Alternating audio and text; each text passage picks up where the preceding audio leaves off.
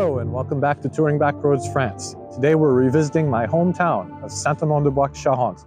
About 6 months ago when I was starting this channel, I did a first video about it. Things have evolved quite considerably since then, and I wanted to take a closer look at some of the places that we didn't really get a chance to explore the first time. Since then, I've gotten to know quite a few people in the community. There have been a lot of changes on a lot of different levels here, and one of the places that we didn't really explore in the first episode is right behind me here, the Abbey, which is the crown jewel of this town. It's a beautifully preserved historic building and the second largest church in the Charente region. And I've met with local historian Anaël Vignier, who's going to take us for a tour of the building today. He's a specialist in archaeology and local history. After that, we'll go and visit two local craftsmen who are doing medieval artisan craftswork here just across the street from the Abbey. And finally, we'll go talk to local caterer Stéphane Dumont, who was in the first video. He's going to talk to us a little bit more about his business and what he does here in town. So I hope you enjoy this episode. Come with me today on this beautiful autumn afternoon as we explore a little more about Saint-Amand-de-Bois-Charente. For today's trivia question, what exactly is a Benedictine monk? First, let's stop in at the Abbey, which is the centerpiece of the town and magnificently preserved after many years of restoration. Our local guide is Anaël Vignier, a specialist with over 20 years at the helm of both archaeological and historical projects on site. Je m'appelle Anaël Vignier, voilà, je suis directeur de l'abbaye de Saint-Amand-de-Bois qui dépend de la commune du même nom. Je suis ici depuis août 2001, voilà, ça commence à faire quelques années. D'accord, vous connaissez bien le territoire. J'essaye. Alors, la fondation de l'abbaye date aux alentours du fin du Xe siècle, mais on a une occupation humaine et religieuse dès le 7e siècle. On a retrouvé la trace d'une nécropole mérovingienne qui montre qu'il y avait déjà une église, qu'il y avait déjà de l'habitat humain et un cimetière juste à côté. Alors, il faut savoir qu'il y a à peu près une trentaine de Saint-Amand différents à travers la France. Donc ici, il n'y a que 4 villages en Charente qui portent le nom de ce saint-là, dont la fête se fait le 1er mars. Voilà, c'est le 1er mars qu'on fête la fête Saint-Amand de la Boix. Donc il y a 4 communes, Saint-Amand-de-Boix, Saint-Amand-de-Nouer, Saint-Amand-de-Bonnieure et Saint-Amand-de-Grave. Alors qu'est-ce qu'on raconte sur lui? C'est une vie qui a été rédigée au XIe siècle. Donc forcément, on en a rajouté des tonnes. On raconte en tout cas qu'il serait né à Bordeaux, issu d'une riche famille, qu'à la mort de ses parents, il décide de partir en direction de la Galice, donc la pointe nord-ouest de l'Espagne. Et puis il embarque et arrivé à l'embouchure de la Gironde, une tempête le surprend et il va échouer à l'embouchure de la Charente. Alors il interprète ça comme un signe de Dieu, du coup il change de projet et il attend un autre signe. Et ce signe c'est quoi? C'est qu'il va entendre parler de Saint-Cybard qui vivait au pied des remparts de la ville d'Angoulême. Et puis Saint-Cybard va envoyer Saint-Amand dans la forêt de la Boix pour chasser le mauvais génie du lieu, autrement dit le diable. C'est ce qu'il va faire, donc il va faire un premier miracle. Satan, qui voit ça d'un très mauvais œil, s'incarne sur les traits d'une vipère.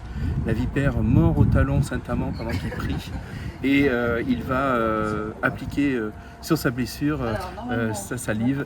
Et du coup, il va réchapper à son destin funeste. Voilà. Et puis ensuite, il va faire 2 autres miracles. Guérir une jeune fille muette et un jeune homme tourmenté. Voilà, c'est juste ça. Hein. C'est un saint très modeste. Moi, je l'aime bien justement à cause de ça. Hein. Et cette légende ou cette histoire d'ermitage a donné naissance à l'abbaye. Exactement, c'est vraiment sur cette croyance-là, puisque j'ai dit tout à l'heure qu'effectivement on avait une origine plus ancienne pour l'occupation humaine, le 7e siècle, mais à cette époque-là, l'église portait le nom de Saint-Pierre. Et quand on va fonder la communauté de moines bénédictins, l'église va changer de nom et elle va porter du coup le nom de Saint-Amand, en mémoire justement de ce saint, alors illustre, mais quand même très local.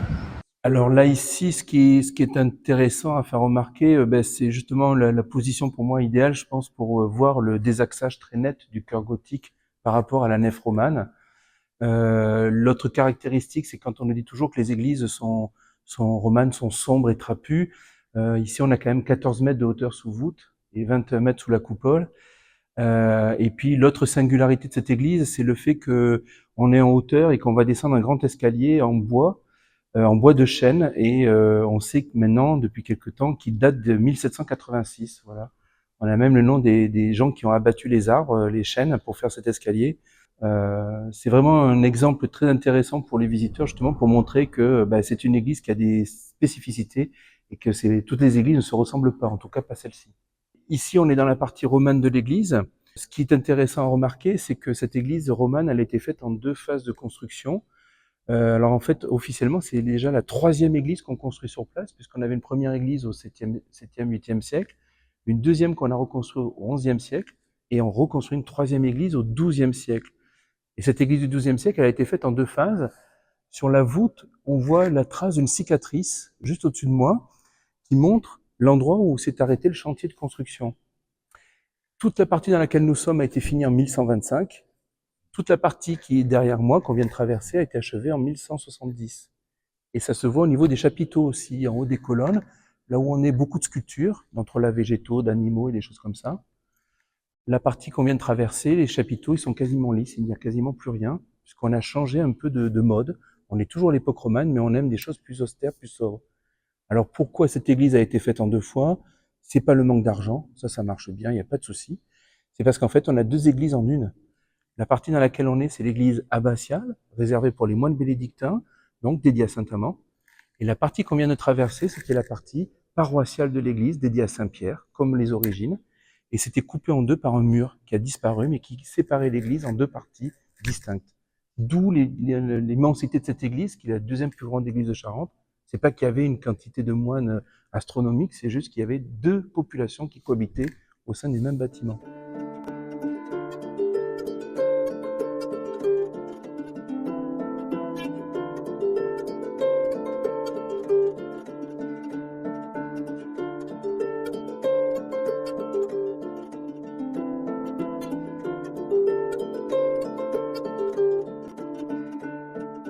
On est dans la crypte qui est dédiée à Saint-Amand. Cette crypte date de la fin du XIIIe, début du XIVe siècle. Et puis on a des vestiges de peinture murale qui viennent d'être restaurés, qui datent du fin XIIIe, donc début du XIVe siècle.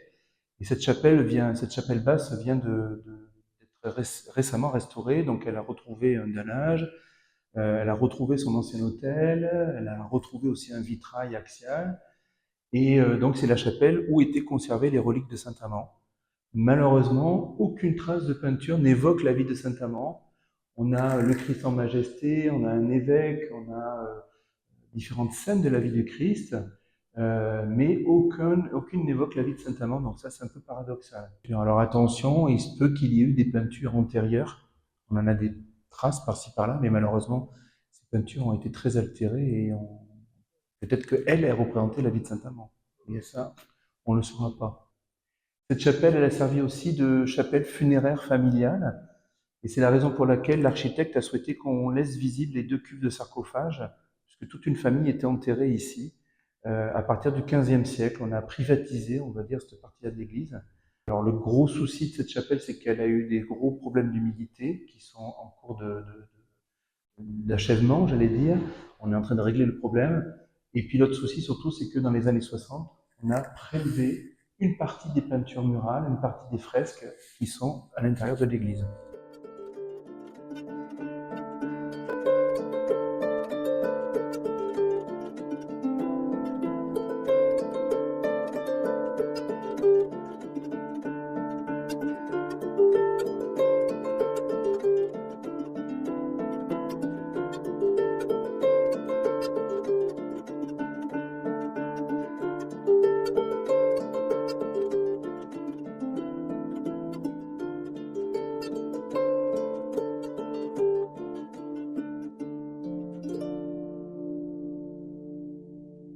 La cage en bois qui soutient les cloches est ancienne, mais la toiture est toute neuve puisqu'elle a brûlé à cause de la foudre en 1998. Et donc on l'a refaite complètement et ça a été le premier chantier de Monsieur Villeneuve, l'architecte des monuments historiques. Alors j'insiste un peu sur lui parce que Monsieur Villeneuve, c'est l'architecte aussi de Notre-Dame de Paris. Entre-temps, sa carrière a bien évolué et du coup maintenant il se retrouve là-bas, mais il suit toujours l'abbaye de Saint-Amand en tant que chantier. Et puis on a même des photos, enfin il faudrait que je les refasse, mais les premières flammes, après l'intervention des pompiers, et puis en cours de restauration. Parce que la foudre est frappée à 18h30, mais le feu a pris 4 heures plus tard. Et là, il y a eu la fumée d'abord, avant même les flammes, il y a eu de la fumée. Et c'est des habitants qui ont appelé l'adjoint au maire, et l'adjoint au maire qui s'est vite précipité et qui est monté et qui a pris les premières traces de feu. Ça aurait pu être très dangereux pour lui, d'ailleurs, parce que quand c'est parti d'un coup. Mais bon, voilà. 3 cloches, celle qui sonne les heures et demi-heures qu'on a entendu tout à l'heure, c'est la grosse cloche en bas. 1910, ça s'appelle Françoise, Lucienne, Léonie, Jeanne-Marie, Madeleine. Parce qu'elles ont tous des prénoms, bah ouais. Voilà, en haut à gauche, elle sonne l'Angélus à 7h midi, 7h du soir. Elle s'appelle Edmond Adrienne Jeanne, c'est plus facile à porter, enfin presque. Et à droite, donc, Saint-Amand, enfin la cloche qui s'appelle Saint-Amand et qui date de 1725. Donc elle est de l'époque des moines. Hein.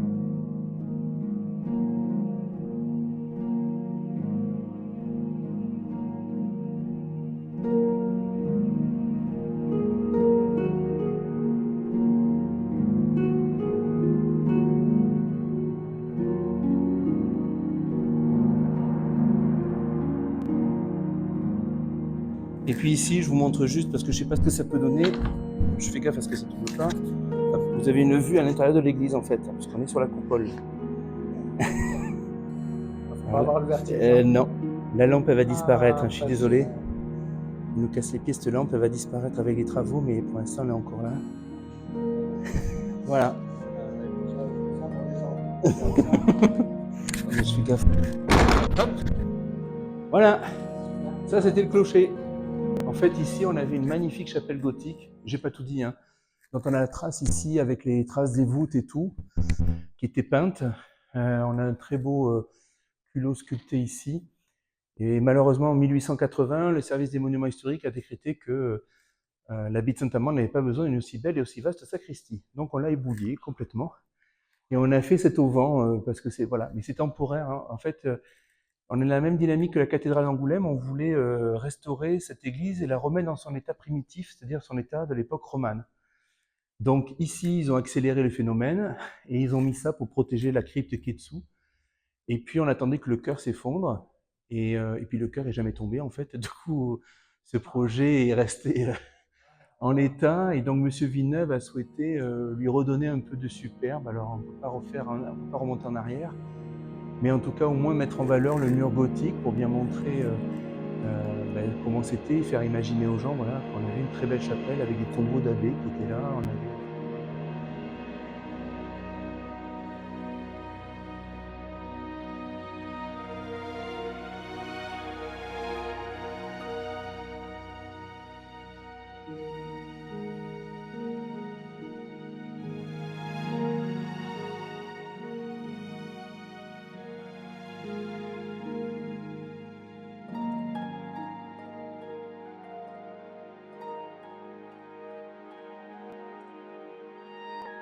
Je m'appelle Basile Chaudré, je suis forgeron coutelier, j'habite à Saint-Amand-de-Boixe depuis bientôt 3 ans et je suis forgeron coutelier depuis 2019. Pourquoi ce métier? Alors à la base, je me préparais plus à un métier historique. J'ai fait des études d'histoire option archéologie à Tours. Malheureusement, il n'y a pas assez de débouchés pour permettre d'en vivre correctement, donc je suis reparti sur ma première passion, qui est forgeron, du coup la forge. Passion que j'ai découvert avec mon grand-père quand j'étais tout petit. J'ai des photos où je dois faire 1 mètre et je forge avec mon grand-père, qui était réparateur de moissonneuse-batteuse, à la période où il fallait fabriquer les pièces directement dans le champ avec une petite forge à roulettes, parce que ça ne s'achetait pas en grande surface. J'ai fait la seule école diplômante, une école privée, la seule école diplômante en France dont le diplôme est reconnu par l'État et par l'Europe. C'est l'école Couleur de Forge, sous la poigne de Jean-Luc Soubeyras, la famille Soubeyras, hein, Jean-Luc et Guillain, son fils. C'était vraiment trop bien. J'ai appris énormément de choses pendant 6 mois, en fait, le temps comme un CAP, mais accéléré sans la partie industrie. J'ai passé 2 ans à Nantes, où j'ai lancé l'atelier pour la première fois, et maintenant je suis ici, et c'est vachement bien, j'aime beaucoup la Charente. Moi, ce que je fais, c'est que de la forge. Je fais pas de découpe, je forge toutes les lames de A à Z pour avoir ça après, que ce soit, je pars de barres assez épaisses et je fais mise à plat, pointe, émouture, manche, je fais absolument tout. Donc ça peut partir du petit couteau de bushcraft pour l'extérieur à des dagues de chasse, à des machettes, à des lames un peu plus fantaisie parce que j'aime bien. Donc là, ce qu'on voit sur le dos de quasiment toutes les lames, ça s'appelle du brut de forge. Ce sont toutes les variations des milliers, parfois dizaines de milliers en fonction de la taille, des milliers de coups de marteau nécessaires pour la mise en forme, pour passer de la barre au couteau. Donc quand j'ai pas besoin de l'enlever, je ne l'enlève pas, parce que je trouve ça déjà très joli. Et surtout, c'est la seule et unique preuve physique que la pièce a été forgée à la main. Parce même avec une machine de forge comme un marteau-pilon, presse hydraulique, tout ça, on ne peut pas avoir ce même rapport à l'aléatoire du motif. Et c'est ce qu'il faut chercher sur les salons quand il y a écrit forgeron coutelier. S'il n'y en a pas, c'est du mensonge.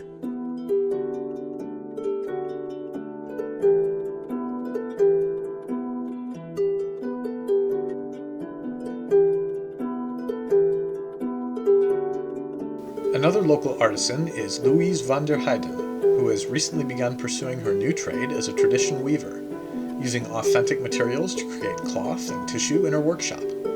I stopped in to learn more about what she does. Je m'appelle Louise van der Heijden et je suis tisserande en Charente. Donc moi je suis artisane tisserande. On est devant un petit métier qui a déjà plus de 50 ans, qui était utilisé autrefois dans un couvent de Monial. Et là j'ai une chaîne en laine mérinos qui a été montée. Donc c'est une laine très douce, très très fine. Et donc ça c'est ma chaîne, mon fil qui va dans le sens de la verticale. Et je suis en train donc de tramer, de constituer mon tissu avec de la soie. Une soie dorée. Et donc ma trame c'est mon fil qui passe dans ce sens-là.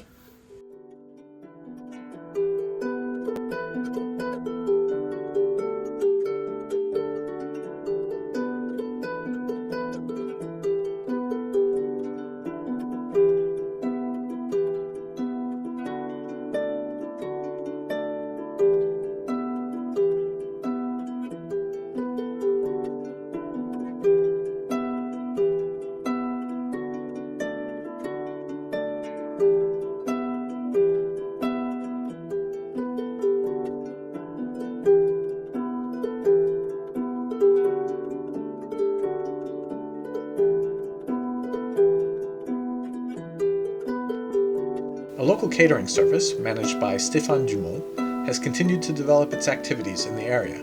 Small towns like Saint-Amand-de-Boix stay active and alive thanks to the work of local businesses such as this one. Qu'est-ce que vous préparez? C'est un repas de midi ou... Oui, c'est des plats pour la boutique. Ok. Il y a du pot-au-feu, langue de bœuf sauce piquante. Ah, ça sent bon, ouais.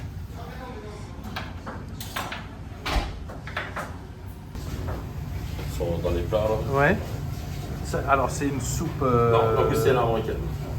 C'est quoi exactement ça? C'est des queues de langoustine. Ok. Et qui sont cuisinés réduction d'échalotes vin blanc. Là, on rajoute les langoustines, on déglace après au cognac, on fait flamber, mouillé au vin blanc.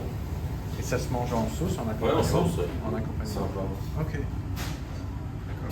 Donc la commune nous aide beaucoup, avec toute l'équipe du conseil municipal. Quand on demande quelque chose, généralement, si c'est bien fondé, ils ne refusent jamais rien. Voilà. Donc on travaille en fait en équipe. Voilà. Ok. Parce qu'eux, ils ne veulent pas perdre leur commerce et puis nous, on n'a pas envie de partir ailleurs. Oui, d'accord. Voilà. Donc assez content de l'élan de la commune. Ok, super. Voilà. Et puis c'est vrai qu'à chaque fois, ils nous font bosser, ils ne vont pas voir ailleurs, ils nous font bosser nous.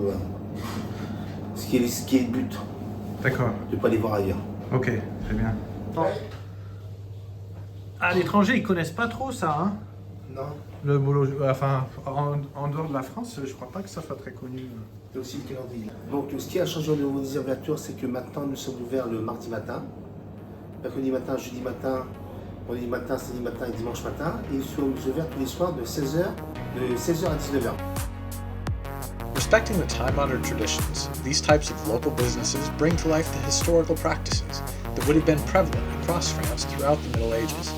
In addition to their dedication and knowledge, their craftsmanship brings quality and uniqueness that large corporations, importation, and mass production can no longer provide.